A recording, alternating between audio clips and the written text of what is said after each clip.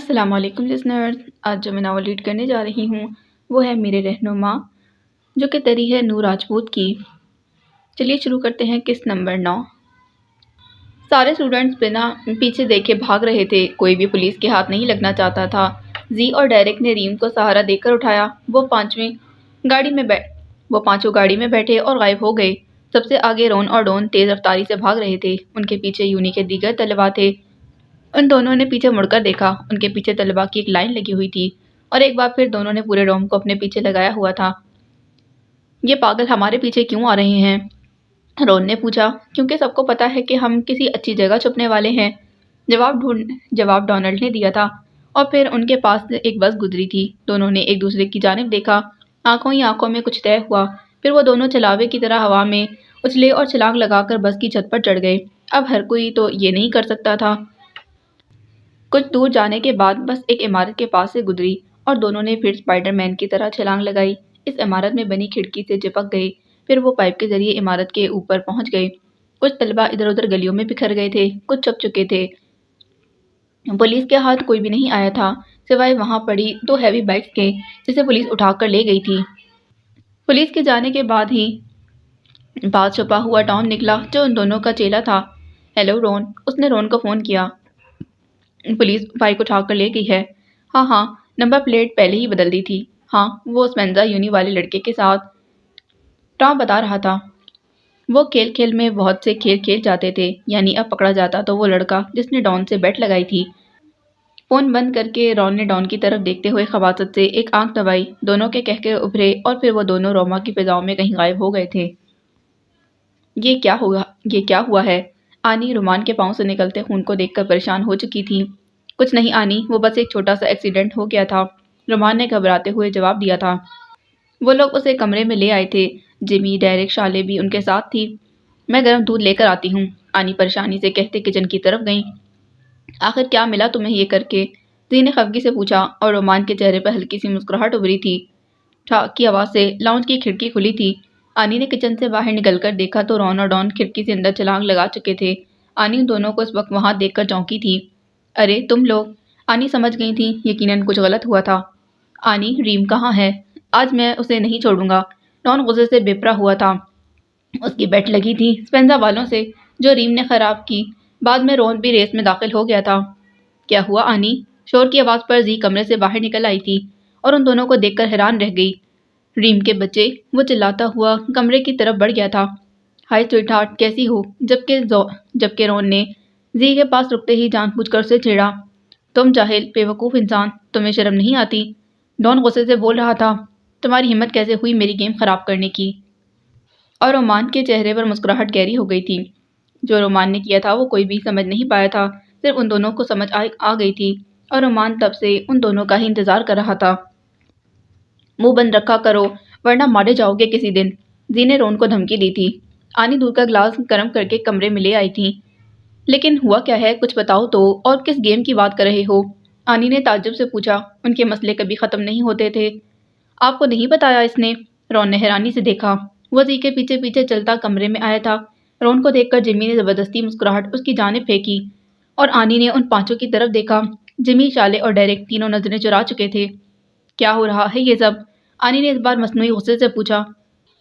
اس کو یہ چوٹ ون ویلنگ میں لگی ہے، یہ میری گیم میں گھس گیا تھا، ڈونلڈ نے غصے سے بتایا۔ لیکن اس نے تمہاری ہیلپ کرنے کے لیے کیا، ڈیرک نے کہا۔ ہیلپ؟ کیسی ہیلپ؟ یہ جان بوجھ کر میری گیم میں گھستا تاکہ میں گیم جیت نہ پاؤں اور میں اس لڑکی کو گرل فرینڈ نہ بنا سکوں، ڈان نے ایک ایک لفظ چباتے کہا۔ اس کا غصہ کسی طور کم نہیں ہو رہا تھا، غصے سے اس کی ناک پھولی ہوئی تھی، جبکہ رون نے جیمی کو کمر سے پکڑ کر اپنے ساتھ لگا لیا تھا اور جیمی کی سانس وہیں اٹک گئی تھی۔ رون جانتا تھا جیمی اس سے کتنا ڈرتا تھا۔ ڈونلڈ کی بات پر سب نے حیران نظروں سے ریم کی طرف دیکھا۔ وہ بیڈ پر لیٹا مسکرا رہا تھا۔ جتنا ڈونلڈ کو غصہ آ رہا تھا، ریم کو اتنی ہی خوشی ہو رہی تھی۔ اور پولیس کو کال کس نے کی؟ اچانک رون کو کچھ یاد آیا اور شالے کا رنگ پک ہوا۔ ہمیں نہیں پتا، جیمی نے ہچکچاتے ہوئے بتایا۔ گیم میں جیت چکا ہوں، رومان نے خوش ہوتے کہا۔ جی نہیں، گیم ہماری تھی اور ہم جیتے ہیں، رون پہلی بار ریم سے مخاطب ہوا تھا۔ روڈ کو پار کرنے کے بعد جو پہلے زمین کو چھوتا ہے وہ جیت جاتا ہے، اور بائک سمیت میں پہلے نیچے گرا تھا تو میں جیتا، رومان نے سکون سے کہا۔ دیکھ رہی ہیں آنی، آپ اسے کہیں ہم سے دور رہے ورنہ اچھا نہیں ہوگا۔ ڈان نے آنی سے کہا۔ وہ اپنی آج کی ریس ہارنے کا دکھ نہیں بھلا سکتا تھا۔ ہاں تو یہ تم سے جمی کا بدلہ ہے اور تتلی کلب کا بھی، جو تم لوگوں نے سب کو تنگ کیا تھا، رومان نے سکون سے جواب دیا۔ یہ کبھی نہیں سدھر سکتے۔ میں ریم کے لیے کھانا لے کر آتی ہوں۔ جی سوچتے ہوئے کمرے سے باہر نکل گئی، جبکہ جو دودھ کا گلاس آنی رومان کے لیے لائی تھی وہ رون اٹھا کر پی چکا تھا۔ رومان، بہت غلط بات ہے۔ اور تم ڈونلڈ؟ آنی نے اسے کان سے پکڑا۔ یہ سارے الٹے آئیڈیے تم لوگوں کے ذہن میں کہاں سے آتے ہیں؟ انہوں نے پوچھا۔ اف آنی چھوڑیں بھی، وہ کرا رہا تھا۔ زی کھانا لے آئی تھی رومان کے لیے، لیکن پلیٹ ڈونلڈ پکڑ چکا تھا۔ اب مجھے غصہ آ رہا ہے اور مجھے غصے میں بہت بھوک لگتی ہے۔ وہ پلیٹ سے چاول کھا رہا تھا۔ اب تم اپنی ٹرن کے لیے تیار ہو جاؤ ریم، تمہیں پورے ڈوم کی سڑکوں پر نہ گھمایا تو میرا نام بھی ڈان نہیں۔ وہ غصے سے کہتا کمرے سے باہر نکلا۔ اور اگر تمہاری مستقبل کی گرل فرینڈ کو تم سے دور نہ کیا تو میرا بھی ڈان نہیں۔ وہ اس کے حصے کا دودھ اور کھانا کھا پی کر اب دھمکی دے رہے تھے، جبکہ ریم ہنس رہا تھا۔ آج اس نے ان دونوں کی اس کی جی ایف کے ساتھ گزرنے والی شام برباد کر کے پچھلے بدلے لے لیے تھے۔ آنی ان دونوں کے پیچھے گئیں، وہ کھڑکی کی طرف جا رہے تھے۔ تم دونوں دروازے سے جاؤ، آنی نے کہا۔ مزہ نہیں آتا آنی، دونوں نے بیک وقت کہا تھا۔ اور شکریہ، کھانا اچھا تھا، وہ کہتے کھڑکی سے چھلانگ لگا چکے تھے۔ زی نے اپنے کمرے کی کھڑکی کھول کر انہیں دیکھا۔ وہ آس پاس بنے گھروں کی چھتوں پر چھلانگ لگاتے اچھلتے دور جا رہے تھے۔ چھتوں پر ابھرنے والی دھمکی آواز، کچھ لوگوں نے اپنے کمرے کی کھڑکیاں کھول کر باہر جھانکا، مگر تب تک وہ دھند میں غائب ہو چکے تھے۔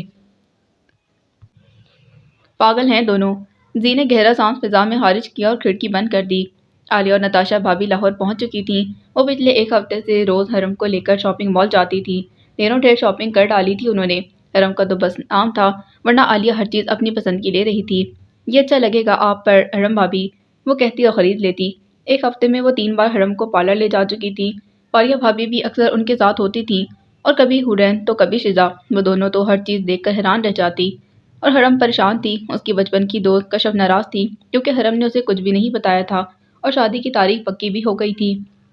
حرم اسے کیسے سمجھاتی کہ سب کچھ اتنی جلدی ہوا تھا، اسے خود نہیں پتا چلا، اسے تو یہ خواب لگ رہا تھا۔ ساری شاپنگ تقریباً مکمل ہو چکی تھی، صرف دلہن کا جوڑا رہ گیا تھا۔ حرم کے گھر میں بھی سب تیاریوں میں مصروف تھے۔ روز بازار کے چکر لگتے، روز نئی نئی چیزیں آتی تھیں۔ ایک ہفتہ کیسے گزرا کچھ پتا ہی نہیں چلا۔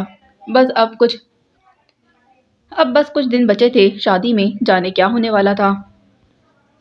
اور نادر پچھلے ایک ہفتے سے جیل میں تھا۔ فرحاد نے سختی سے کہا تھا کہ وہ چھوٹنے نہ پائے۔ نادر سب کچھ اگل چکا تھا۔ اس لڑکی نے نادر کے ایک دوست کو ریجیکٹ کیا تھا، تو انہوں نے زبردستی لڑکی کو اٹھا لیا اور وہ زبردستی اس کا نکاح کرنے والے تھے۔ آفاق طاہر بھی شادی کی تیاریوں میں لگے تھے۔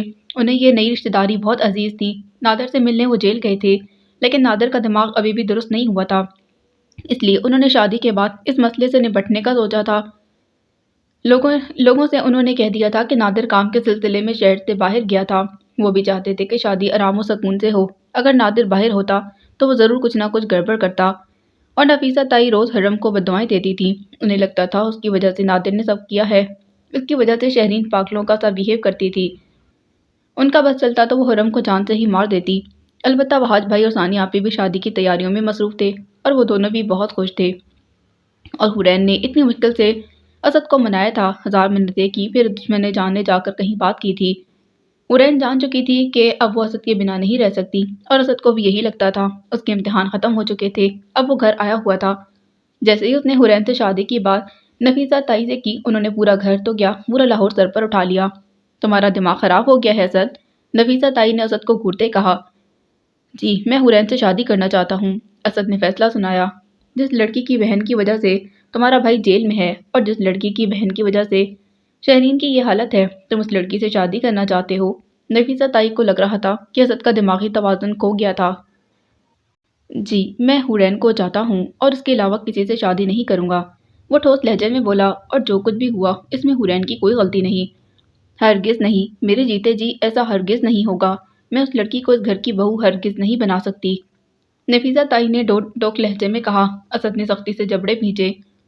اور ایک تمہارا باپ ہے جو پاگل ہوئے پھر رہا ہے، شادی کی تیاریاں تو ایسے کر رہا ہے جیسے اس کی اپنی بیٹی کی شادی ہو، اپنے بچوں سے زیادہ اسے اپنا مقام عزیز ہے۔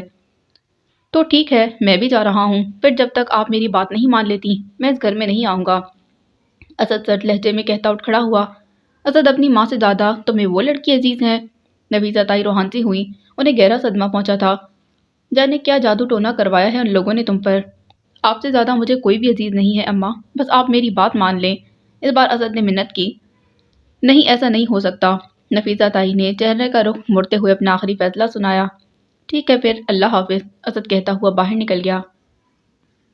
اسد، اسد، نفیسہ تائی پکارتی رہ گئی تھی، اور وہ اتنی سردی اور شدید دھند میں شام کے وقت بنا کسی کوٹ اور سویٹر کے گھر سے چلا گیا تھا۔ آج 23 جنوری تھی، حرم کے اٹھن کی رسم تھی، اور اتنے دنوں میں ایک بار بھی نہ فرحاد کا فون آیا تھا نہ حرم نے کیا تھا۔ فرحاد ہسپتال میں مصروف تھا، اسے ڈبل ڈیوٹی کرنی پڑ رہی تھی، لہٰذا اسے فون کرنے کا وقت ہی نہ ملا۔ ویسے بھی کون سا محبت کی شادی تھی، ہاں البتہ فرحاد کی مرضی کی شادی تھی، اور فرحاد کو خود نہیں پتا تھا وہ کیوں کر رہا تھا۔ بس ایک جذبہ تھا، ایک طلسم تھا جس کے وہ زیر اثر تھا، ایک اندیکھی طاقت تھی جو اس سے یہ سب کروا رہی تھی۔ پیار کے لیے اس کی زندگی میں کوئی جگہ نہیں بچی تھی، پیار کب سے اس کی زندگی سے نکل چکا تھا، لیکن وہ پرسکون تھا۔ بس حرم اس کے پاس ہوتی، اس کے سامنے ہوتی، وہ یہی چاہتا تھا۔ وہ کون جانے کہ کب کہاں کیسے محبت کی دیوی مہربان ہو جائے۔ زیبا بیگم اور حمزہ بھی لاہور آ چکے تھے۔ حمزہ کتنا خوش تھا یہ صرف وہی جانتا تھا۔ آج سے اسے دیدار ہونا تھا، کیونکہ آج انہوں نے اپٹن کی رسم کے لیے حرم کے گھر جانا تھا۔ فرحاد اور آغا جی ابھی بھی اسلام آباد میں تھے۔ فرحاد بہت مصروف تھا اور اس نے کوئی بھی رسم کرنے سے انکار کر دیا تھا، البتہ حرم کی ہر رسم پوری کی جا رہی تھی۔ فرحاد نے ایک دن پہلے آ جانے کا کہا تھا اور آغا جی بھی ان کے ساتھ ہی آتے۔ باقی سارا نظام ڈاکٹر سمیع، سجاد آغا اور حمزہ نے سنبھال رکھا تھا۔ حمزہ آئینے کے سامنے کھڑا تیار ہو رہا تھا، اس کی تیاری مکمل ہو چکی تھی۔ اس نے پرفیوم سپرے کیا اور ایک آخری نظر خود کی تیاری پر ڈالی۔ کاش آج وہ مجھے دیکھے اور پھر دل ہار جائے جیسے میں ہار گیا تھا۔ حمزہ نے خواہش کی۔ حمزہ جلدی چلو، ہم لیٹ ہو رہے ہیں، فاریہ بھابی نے کمرے میں داخل ہوتے کہا۔ ماشاء اللہ، وہ حمزہ کو دیکھ کر حیران رہ گئی تھی۔ مجھے تو لگتا ہے حمزہ کہ شادی تمہاری ہو رہی ہے، انہوں نے شرارت سے کہا اور حمزہ کا کہکا ابھرا۔ حمزہ کی بھی ہو جائے گی، بس دعا کیجیے لڑکی مان جائے، وہ بھی مجھ پر دل و جان سے فدا ہو جائے۔ حمزہ نے مسکراتے کہا، ہاں، مطلب لڑکی پسند کر چکے ہو؟ وہ حیران ہوتے بولی، جی بس کچھ ایسا ہی سمجھ لیں، وہ ہولے سے مسکرا دیا۔ اور پھر کچھ دیر بعد گاڑی میں بیٹھے حرم کے گھر کی طرف رواں دواں تھے۔ مسکراہٹ تھی کہ حمزہ کے چہرے سے الگ ہی نہ ہو رہی تھی۔ ایک تم کو خدا سے مانگا ہے، تم کہیں بے وفا نہ ہو جانا۔ وہ تصور میں اسے مخاطب تھا، فاصلہ کم ہو رہا تھا اور اس کے دل کی دھڑکن تیز ہوتی جا رہی تھی۔ آخر اس دشمن جہاں کا گھر بھی آ ہی گیا تھا۔ حمزہ سب سے پہلے گاڑی سے اترا۔ گیٹ پر وحاد بھائی اور ثانی آپی نے ان کا استقبال کیا۔ سرزا بھی ساتھ تھی۔ حمزہ کی نظریں اسے ڈھونڈ رہی تھیں، مگر وہ کہیں نظر نہیں آ رہی تھی۔ انہیں برآمدے نما لان سے گزار کر ڈرائنگ روم میں بٹھا لیا گیا تھا۔ عالیہ تو بیٹھی ہی نہیں۔ حرم بھابی کدھر ہیں؟ اس نے شزا سے پوچھا اور پھر اس کے ساتھ ہی حرم سے ملنے چلی گئی۔ کچھ دیر بعد زین اور نبیل آئے تھے حمزہ کو کمپنی دینے کے لیے۔ خیر وہ ان سے باتوں میں مصروف ہو گیا۔ عالیہ حرم کو دیکھ کر حیران رہ گئی تھی۔ پیلے رنگ کے سادہ سے سوٹ میں وہ بہت معصوم دکھائی دے رہی تھی۔ بالوں کی چٹیاں بنا کر ایک طرف سے آگے کی ہوئی تھی، بالوں میں پھول لگائے ہوئے تھے۔ کچھ دیر بعد نتاشا اور فاریہ بھابی بھی اس کے پاس آ گئی تھی۔ کسی نے نظر اتاری ہماری حرم کی؟ فاریہ بھابی نے پوچھا۔ خود ہی تو کہا ہے کہ آپ لوگوں کی حرم ہے، تو پھر اتار لیجیے نظر بھی، ثنا نے مسکراتے جواب دیا۔ رسم شروع ہونے لگی تو زیبا بیگم بھی حرم کے پاس آئیں۔ انہوں نے ابھی تک حرم کو نہیں دیکھا تھا اور اس وقت دیکھ کر انہوں نے فرحاد کی پسند پر رشک کیا تھا۔ وہ بہت اچھی خاتون تھیں، لیکن ماضی میں ہوئے حادثے کے باعث وہ ڈر چکی تھیں۔ سامنے بیٹھی لڑکی انہیں معصوم اور بے ضرر نظر آ رہی تھی، لیکن دل میں وہی ڈر تھا جس نے زیبا بیگم کو حرم سے گھلنے ملنے نہیں دیا۔ خیر چائے اور دیگر لوازمات سے تواضع کرنے کے بعد اپٹن کی رسم شروع کی گئی تھی۔ نتاشا بھابی نے حرم کی نظر اتاری تھی، اور ایک حرم تھی جسے کچھ ہوش ہی نہیں تھا۔ یہ کیا ہوتا جا رہا تھا؟ اسے کچھ بھی سمجھ نہیں آ رہا تھا، کوئی احساس، کوئی جذبہ اسے اپنے اندر محسوس نہیں ہو رہا تھا۔ سب کچھ تھے، اس کے لیے اتنا ہی کافی تھا۔ حمزہ کو سمجھ نہیں آ رہی تھی کہ وہ کیا کرے۔ ڈرائنگ روم میں بیٹھے بیٹھے بور ہو چکا تھا۔ نبیل اور زین کام کے سلسلے میں اٹھ کر چلے گئے۔ اسد تو ویسے بھی نہیں آیا تھا۔ اس سے اچھا تو ایڈی صاحب تم آتے ہی نہ، جس کام کے لیے آیا تھا وہ تو ہوا ہی نہیں۔ ارین ابھی اسے نظر ہی نہ آئی تھی، البتہ کچھ دوسری لڑکیاں اسے آنکھیں پھاڑ پھاڑ کر گھور رہی تھیں۔ اور ایچ ڈی صاحب بی کیئرفل، مجھے لگتا ہے تمہاری عزت یہاں محفوظ نہیں۔ حمزہ نے ان لڑکیوں کی طرف دیکھتے خود کلامی کی۔ شام کے بعد اب رات ہو رہی تھی۔ عالیہ لوگ پتہ نہیں کہاں غائب تھے۔ تبھی اس کے موبائل پر بیل ہوئی۔ فرحاد کی کال تھی۔ وہ شکر مناتا کال سننے کے لیے باہر ذہن میں آیا تھا۔ اندر نیٹ ورک کا مسئلہ ہو رہا تھا۔ وہ فون سن رہا تھا تبھی اس کی نظر سیڑھیاں اترتی حورین پر پڑی۔ وہ تو کیا وقت ہی تھم گیا تھا۔ ہلکے پیلے رنگ کے چوڑی دار پجامے کے اوپر اسی رنگ کے گھٹنوں سے ذرا اوپر تک آتی قمیض پہنے، سبز رنگ کا دوپٹہ ہمیشہ کی طرح گلے میں لہرائے، پیلے اور سبز رنگ کی چوڑیوں سے بازو بھرے وہ ننگے پاؤں سیڑھیاں اتر رہی تھی۔ کچھ ڈبے تھے اس کے ہاتھ میں جو وہ شاید اوپر سے لائی تھی۔ بالوں کی پونی ٹیل کیے وہ سیدھا حمزہ کے دل میں اتری تھی۔ فرحات بول رہا تھا مگر حمزہ کہاں سن رہا تھا۔ اس کی نظریں بس حورین پر جمی تھی۔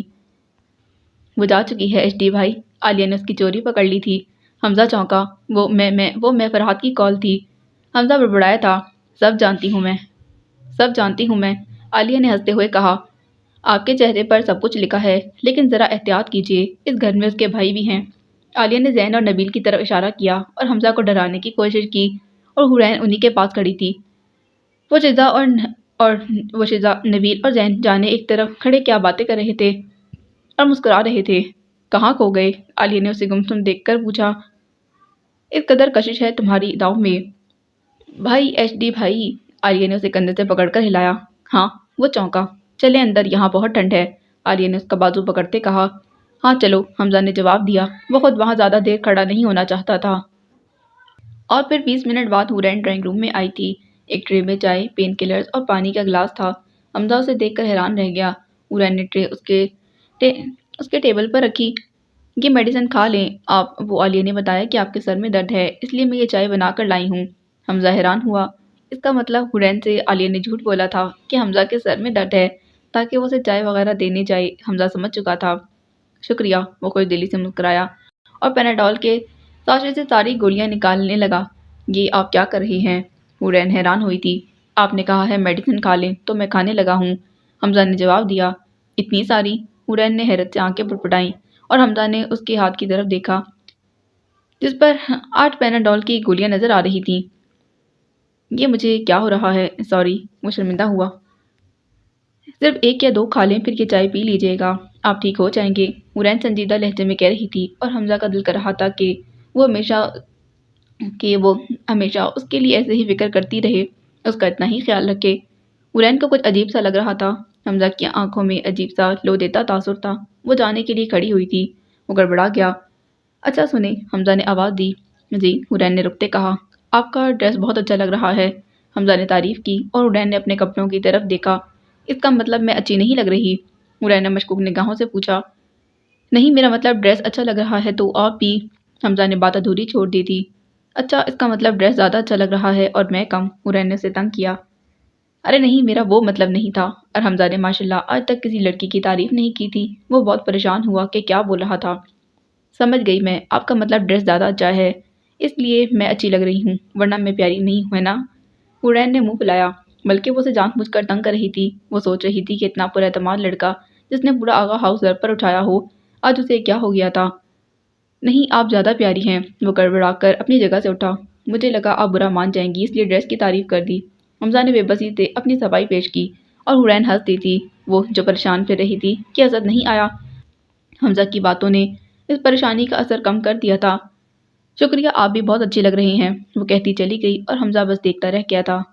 فرحات اسپتال سے نکلنے کی جلدی میں تھا۔ کل سے اسے 1000 فون آ چکے تھے کہ جلدی آ جاؤ، تمہاری شادی ہے، کسی اور کی نہیں، اور آج اس کی فلائٹ تھی۔ تبھی اچانک ڈاکٹر منیشا اس کے پاس آئی تھی۔ یہ کیا مذاق ہے؟ وہ غصے سے پھنکاری تھی۔ فرحات نے چونک کر اسے دیکھا اور پھر میز پر پڑے کارڈ کو جو ڈاکٹر منیشا نے پھینکا تھا۔ فرحات نے کارڈ اٹھایا اور پھر اسے دیکھ کر وہ خود حیران رہ گیا۔ وہ اس کی اور حرم کی شادی کا کارڈ تھا، مگر اسے حیرانی اس بات پر ہوئی کہ اس نے تو وہ کارڈ بنوائے ہی نہیں تھے اور نہ کسی کو بھیجے تھے۔ وہ سادگی سے شادی کر رہا تھا، کسی کو بھی پتہ نہیں تھا سوائے چند خاص لوگوں کے۔ اس نے سوچا تھا کہ شادی کے بعد ولیمہ اچھا کر لیا جائے گا، تو پھر یہ کہاں سے آیا؟ کیا بکواس ہے یہ؟ فرحات کو یوں خاموش دیکھ کر ڈاکٹر منیشا کو غصہ آ گیا تھا۔ بکواس نہیں ہے، یہ سچ ہے، فرحات نے سکون سے جواب دیا۔ حمزہ، شیطان کی روح، یہ ضرور اسی کا کام ہوگا۔ اس نے یہ گفٹ بھیجا تھا ڈاکٹر منیشا کو کہ وہ کب کسی کا ادھار رکھتا تھا۔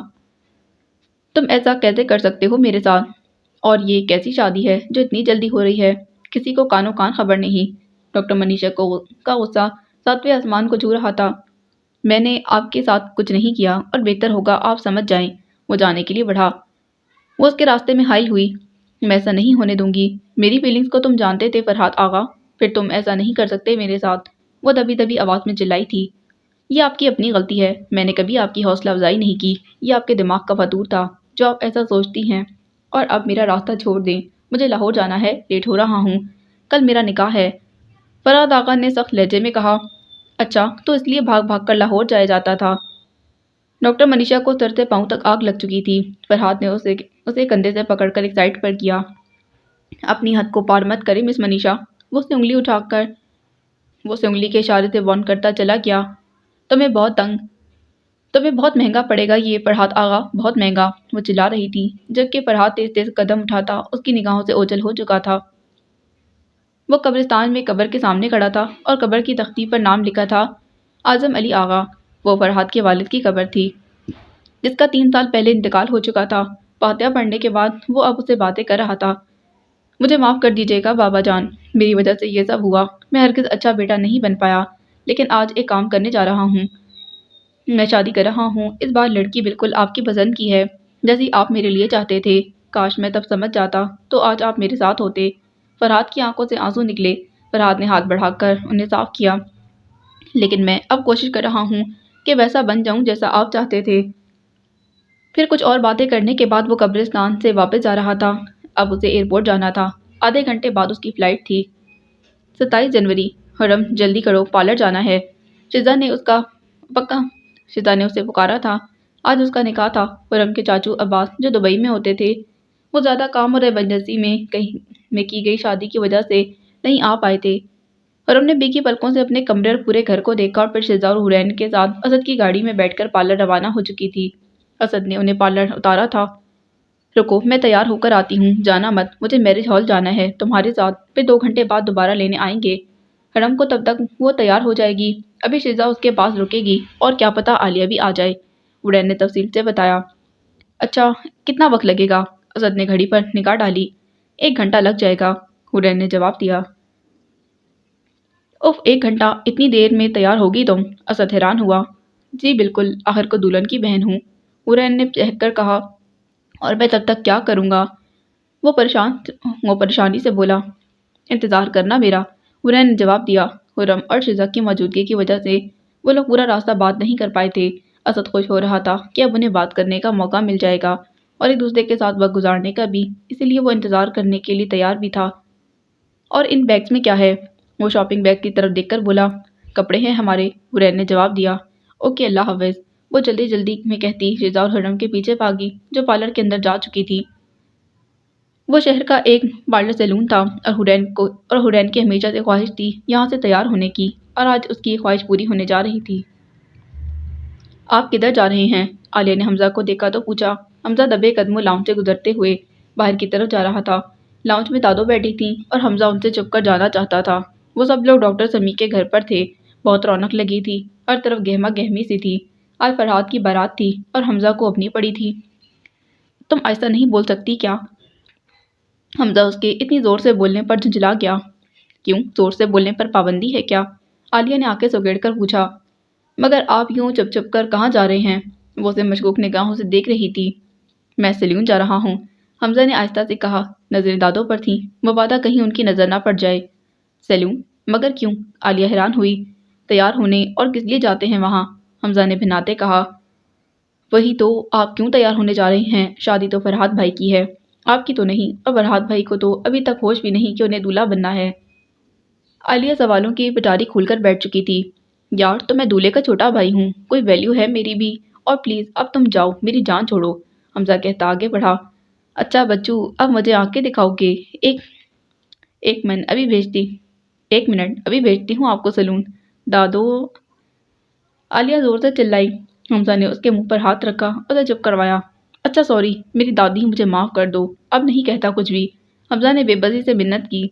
ہاں تو ٹھیک ہے، پھر مجھے بھی ساتھ لے کر جائیں، میں بھی دولہے کی بہن ہوں، میری بھی تو ویلیو ہے نا۔ اف، کہاں پھنس گیا میں؟ حمزہ نے سر پیٹ ڈالا اپنا۔ جاؤ میری بہن، تم چلی جاؤ، میں نہیں جاتا، مجھے رہنے دو، حمزہ نے ایک طرف بیٹھتے کہا۔ اوکے جائیں آپ، عالیہ کو اس پر ترس آ گیا۔ ویسے امپریس کس کو کرنا ہے آپ نے؟ عالیہ نے مسکراتے پوچھا۔ ہو ہی جائے گی کوئی اللہ کی بندی۔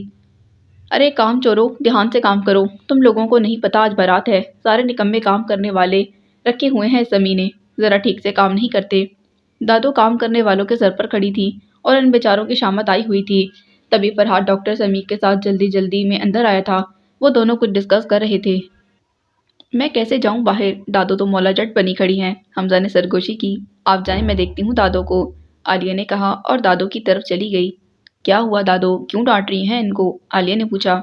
ارے نہ ہنجاروں نے ایک کام بھی چج سے نہیں کیا، دیکھو یہ سارے پھول ادھر پڑے ہوئے ہیں، ابھی تک سجاوٹ مکمل نہیں ہوئی، بارات کے جانے میں 1 گھنٹہ رہ گیا ہے۔ ارے دلہن کیا اس بنا سجے سنورے گھر میں آئے گی؟ دادو نے ہاتھ ہلا ہلا کر پورے لاہور کو سنا دیا۔ کیا ہوا دادو، کوئی مسئلہ ہو گیا ہے کیا؟ فرحات پاس آیا۔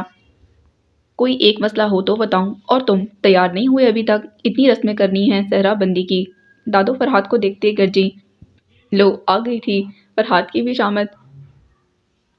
جی ہو جاؤں گا تیار، ابھی وقت ہے، فرحات نے کہا۔ کہاں وقت ہے، 3 بج چکے ہیں شام کے، اور کیا رات کے 12 بجے بارات لے کر جاؤ گے؟ دادو کا پارا ہائی ہوا۔ نہیں دادو، اب شام کو ہی بارات جاتی ہے، عالیہ نے کہا۔ تم چپ کرو، تجھے بڑا پتا ہے، ہمارے زمانے میں تو اس وقت تک بارات واپس آ جاتی تھی۔ دادو نے عالیہ کی بھی کر دی تھی۔ اچھا اچھا ناراض نہ ہو، میں جا رہا ہوں تیار ہونے، فرحات نے ہنستے کہا۔ کہاں جا رہے ہو؟ دادو نے پوچھا۔ سیلون جا رہا ہوں، آپ نے خود ہی تو کہا ہے کہ میں دولہا ہوں، مجھے تیار ہونا چاہیے، فرحات نے کہا۔ ہاں ٹھیک ہے تو پھر جاؤ، اچھے سے مالش کروانا، تیل سر میں۔ ارے ہمارے دور میں تو گھر میں ہی تیار ہو جاتے تھے، یہ اب لوگ سیلون جاتے ہیں۔ دادو ابھی تک ٹھنڈی نہ ہوئی تھی اور حمزہ جو ابھی تک گیا ہی نہیں تھا اس کی ہنسی چھوٹ گئی۔ ہنسی تو عالیہ اور فرحات کو بھی آ گئی تھی، مگر اتنی ہمت دادو کی بات پر ہنسے، توبہ توبہ۔ جی جاتا ہوں، بس تھوڑا سا کام کر لوں، فرحات نے کہا۔ تم کیوں کام کرو گے؟ حمزہ کدھر ہے؟ اوئے حمزہ، دادو نے حمزہ کو پکارا اور پورا گھر ہلا دیا۔ اب میری خیر نہیں، اور حمزہ کو سمجھ نہیں آ رہا تھا کہاں چھپے۔ جی دادو، حمزہ فوراً حاضر ہوا۔ کہاں تھے تم؟ شرم نام کی کوئی چیز ہے تمہارے پاس؟ تمہیں نظر نہیں آ رہا اتنا سارا کام پڑا ہے، میں خود کر لوں، دولہا کر رہا ہے۔ جی وہ میں بھائی کے ساتھ سیلون جا رہا تھا۔ کیوں، اس کو گود میں اٹھا کر لے کر جاؤ گے؟ نہ یہ بچہ ہے کیا؟ اور فرحات نے ہنسی چھپانے کے لیے منہ دوسری طرف کر لیا تھا۔ اچھا ٹھیک ہے نہیں جاتا، حمزہ نے جواب دیا۔ یہ سارا کام ختم کرواؤ جلدی، میں ذرا ان بہوؤں کو دیکھ لوں، دادو کہتی چلی گئی اور حمزہ کا منہ بن گیا، بیچارہ برا پھنسا تھا۔ 1 گھنٹہ انتظار کے بعد اس کو وہ آتی ہوئی نظر آئی تھی، کامدار بھاری بھرکم شرارے کو جو زمین کو چھو رہا تھا، ہاتھوں سے پکڑے ایڑی والے جوتے پہنے، سین تیز کر پاؤں رکھتی وہ اسد کی طرف بڑھ رہی تھی۔ کھلے بال شانوں پر بکھرے تھے، ہلکے میک اپ کے ساتھ وہ بہت پیاری لگ رہی تھی۔ اسد جو گاڑی سے ٹیک لگائے اکتائے ہوئے اندر اس کا انتظار کر رہا تھا، ایک دم سیدھا ہوا اور پھر دیکھتا رہ گیا۔ وہ جو سادہ کپڑوں میں اندر گئی تھی اب کیا قیامت بن کر آئی تھی۔ چلیں، حورین اس کے پاس آ کر بولی۔ اسد، حورین نے اس کے یوں دیکھنے پر پکارا۔ اسد نے شعر گنگنایا۔ اب تم شاعر بھی بن گئے، حورین نے نظریں جھکاتے کہا اور وہ اس کی تعریف پر شرما گئی تھی۔ مجھے لگتا ہے میں شاعر نہیں بلکہ پاگل ہو رہا ہوں۔ چھو کر دیکھ لوں تمہیں، کیا یہ تم ہی ہو؟ اسد نے کہا۔ پلیز چلیں اسد، دیر ہو رہی ہے، حورین نے نظر چراتے کہا۔ ٹھیک ہے، وہ دونوں گاڑی میں بیٹھ چکے تھے۔ تم بہت پیاری لگ رہی ہو، اسد نے تعریف کی۔ تھینک یو، حورین نے مسکرا کر جواب دیا۔ اسد گاڑی سٹارٹ کر چکا تھا۔ کچھ دور جانے کے بعد اس نے پوچھا، کہاں جائیں ہم؟ کیا مطلب کہاں جائیں؟ میرج ہال چلیں، بارات آنے والی ہے، سب انتظار کر رہے ہیں، حورین نے جواب دیا۔ اتنی بھی کیا جلدی ہے؟ اتنی مشکل سے تو آج موقع ملا ہے، تھوڑا وقت گزار لیتے ہیں اکیلے۔ نہیں اسد، بالکل بھی نہیں، ہمارا ایسے ملنا ٹھیک نہیں، حورین نے ڈرتے ہوئے کہا۔ ڈونٹ وری حورین، ڈر کیوں رہی ہو؟ وہ اسد نے اس کے ہاتھ کو اپنے ہاتھ میں لیتے کہا۔ حورین کے دل کی دھڑکن تیز ہو گئی تھی۔ سب انتظار کر رہے ہوں گے، وہ مری مری آواز میں بولی۔ ٹھیک ہے، جیسے تم کہو، میری وجہ سے کبھی بھی تمہیں پریشانی نہیں ہوگی، ہم میرج ہال ہی جا رہے ہیں، اسد نے کہا۔ البتہ ہاتھ نہیں چھوڑا اور حورین نے سکون کا سانس لیا۔ اس کا انتخاب غلط نہیں تھا، وہ سوچ رہی تھی، اسے اسد پر پیار آ رہا تھا۔ بارات نکل چکی ہے، بس 10 منٹ میں پہنچ جائے گی، ثانیہ آپی نے اعلان کیا اور سب بارات کے استقبال کے لیے ریڈی ہونے لگے۔ کسی چیز کی کوئی بھی کمی نہیں ہونی چاہیے، آفاق تایا میرج ہال کے مینیجر سے بات کر رہے تھے۔ ہر چیز بہترین ہونی چاہیے۔ میرج ہال برقی کمکموں سے جگمگ کر رہا تھا، کافی اچھا سما بنایا گیا تھا۔ وحد بھائی، زین اور نبیل بھی بہت مصروف نظر آ رہے تھے۔ بارات کا استقبال بہت اچھے سے کیا گیا تھا۔ فرحات دولہا نہیں، کسی سلطنت کا شہزادہ لگ رہا تھا۔ وہ جو ڈریس کوڈ پہننے والا تھا، دادو کی وجہ سے ایک بلیک شیروانی میں ملبوس تھا، سب نے اس کی ہزاروں بلائیں لے ڈالی تھیں۔ صابرہ خاتون نے اس کی نظر اتاری تھی۔ وہ ایک شان کے ساتھ اسٹیج پر بیٹھا جیسے کوئی دربار لگنے والا ہو اور وہ وہاں کا بادشاہ ہو۔ حرم کی طرف سے جتنے بھی رشتے دار اور اس کی کزن تھیں، سب نے یہی کہا تھا کہ حرم بہت خوش قسمت تھی۔ کچھ نے حسد بھی کیا اور کچھ نے رشک۔ کیا ہوا، آپ کچھ پریشان ہیں؟ حمزہ نے حورین کے پاس آ کر پوچھا۔ وہ کب سے دیکھ رہا تھا، وہ پریشانی سے ادھر ادھر کے چکر لگا رہی تھی، شاید کسی کا انتظار کر رہی تھی۔ پہلے تو وہ دیکھ کر کچھ بول ہی نہ سکا۔ ثنا اور وہ ایک ساتھ تھیں۔ ثانی آپی، ثنا، حورین اور شزا کے ایک جیسے کپڑے بنے ہوئے تھے۔ پورے آدھے گھنٹے سے وہ ایک کونے میں بیٹھی اسے دیکھ رہی تھی۔ بس کر دیں ایچ ڈی بھائی، اس کو نظر لگانے کا ارادہ ہے کیا؟ بنی صبری عالیہ نے اس کے پاس آ کر کہا۔ اللہ نہ کرے، ویسے بھی پیار کرنے والوں کی نظر نہیں لگتی، حمزہ نے جگمگ کرتی آنکھوں سے کہا۔ پیار کرنے والوں کی نظر سب سے زیادہ لگتی ہے، عالیہ نے کہا۔ ویسے وہ کچھ پریشان نظر آ رہی ہے، جا کر پوچھ لیں۔ وہ پھر اس کے آس پاس اور پھر وہ اس کے پاس آیا تھا، سیاہ اور مہرون ڈنر سوٹ میں۔ اس کی شخصیت پورے میرج ہال میں چھائی ہوئی تھی۔ حورین نے چونک کر اسے دیکھا۔ پتہ نہیں یہ سارا حسن آغا ہاؤس میں کیوں بھرا ہے؟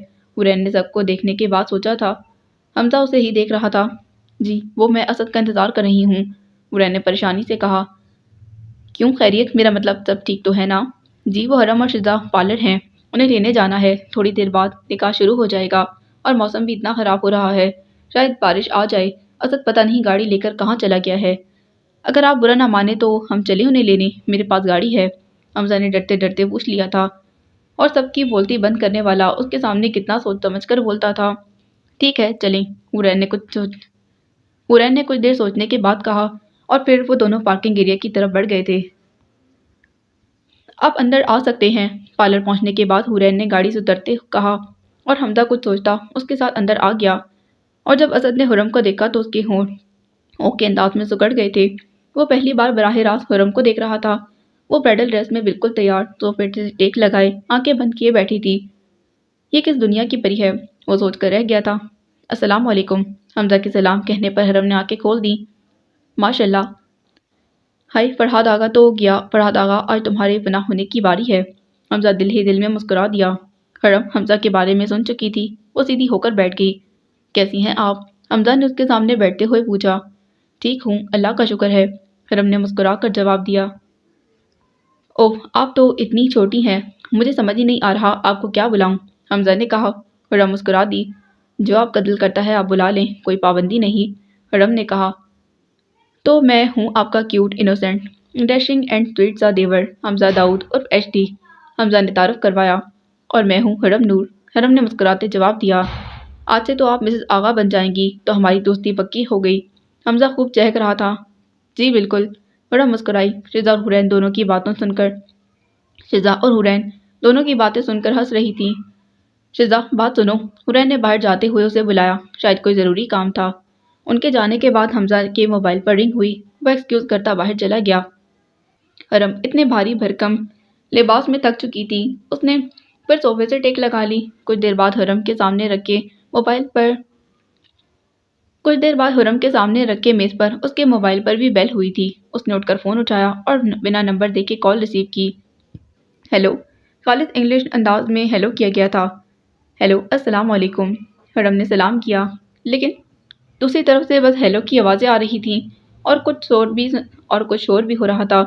شاید موسم خراب ہونے کی وجہ سے حرم کی آواز فون کرنے والے کو سنائی نہ دے رہی تھی۔ وہ مسلسل ہیلو ہیلو کر رہی تھی اور کبھی اپنے پاس موجود لوگوں کی باتوں کا جواب دے رہا تھا۔ کوئی لڑکا تھا شاید۔ اوہ کم آن ریم، جلدی کرو، ہم پہلے ہی لیٹ ہو چکے ہیں، شاید کسی لڑکی نے کہا تھا، اور پھر فون ٹوں ٹوں کر کے بند ہو گیا۔ حرم نے اچنبھے سے فون کو دیکھا اور پھر اس نے نمبر چیک کیا۔ وہ حیران رہ گئی، وہ پاکستان کا نمبر نہیں تھا، شاید رانگ نمبر تھا، حرم نے سوچا، اور موبائل واپس رکھنے ہی والی تھی کہ اچانک موبائل پر بیپ ہوئی۔ میسج آیا تھا کسی کا۔ حرم نے ان باکس کھولا اور پھر نمبر دیکھ کر اس کی آنکھیں پھٹی کی پھٹی رہ گئی تھیں۔ وہ دنیا کا ہر لفظ بھول سکتی تھی، اپنا نام بھول سکتی تھی، ہر ہنسا بھول سکتی تھی، مگر وہ 11 ہنسوں پر مشتمل وہ نمبر مر کر بھی نہیں بھول سکتی تھی۔ اس کے ہاتھ کانپنے لگے تھے۔ اس نے کانپتے ہاتھوں سے میسج کھولا۔ ایک نئی زندگی مبارک ہو حرم، خدا پاک سے دعا ہے کہ وہ دنیا کی ہر خوشی آپ کے قدموں میں ڈال دے، فرحاد آقا آپ کو بہت خوش رکھے۔ کہ اس کے علاوہ آپ سب کچھ بھول جائیں، میری دعائیں ہمیشہ آپ کے ساتھ ہیں، شادی بہت بہت مبارک ہو۔ وہ کپکپاتے ہونٹوں سے میسج پڑھ رہی تھی، درد کی ایک لہر اس کے دل سے اٹھی تھی اور پھر ہر جگہ پھیل گئی تھی۔ باقی انشاءاللہ اگلی قسط میں۔ جانے سے پہلے چینل کو سبسکرائب ضرور کیجیے گا۔ ملتے ہیں اگلی قسط میں۔